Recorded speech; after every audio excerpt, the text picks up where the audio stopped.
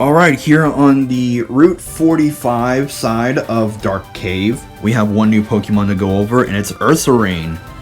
It can only be found in Crystal and only in the morning and the day. It's a kind of a decent normal type, I have to say. If you already caught a Teddy Ursa all the way back in the beginning of the game, and you evolved it up until now, you would already know how it is. It's kind of a decent normal type. Nothing too special about it.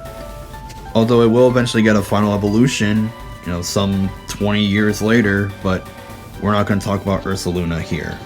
Alright, here on Route 45, we have 3 new Pokemon to talk about. First up, we have Gligar, which can only be found in Gold and Crystal. Gligar is a ground and flying type, as you can see right there. It's a very unique type. It's immune to electricity, which is really nice. And it's immune to ground types, which is pretty cool. Although it has a quad weakness of ice, I do not recommend you to pick it up. I mean, the only way you would pick it up, honestly, is just to complete your Pokédex. And even though it can evolve into the Gliscor, we're not going to go over it here. That's in Gen 4. But I wouldn't recommend picking this one up just to complete your Pokédex. Up next, we have Skarmory, which is a steel flying type. It can only be found in Silver and Crystal. Skarmory is one of the first very few steel types that you can encounter in the wild.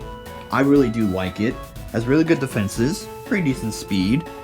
Only has 2 weaknesses of fire and electric. So that's really, really good. And, since it's a steel type, it can resist pretty much damn near everything else. So, I really like it. Will it be the final team member? You might have to tune in to find out, but I really, really like it, and I've never actually used one before. And last up here, we have Donphan, which is a pure ground type.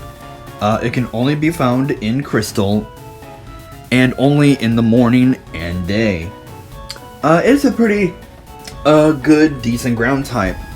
If you want a good, decent ground type, this would probably be your best option, in my opinion. It's pretty fast. It learns the move Rollout. It's definitely a good use of your Earthquake TM whenever you can get a hold of that. But, honestly, there are better ground types out there, but in terms of right now, this is probably your best option, at least until post-game.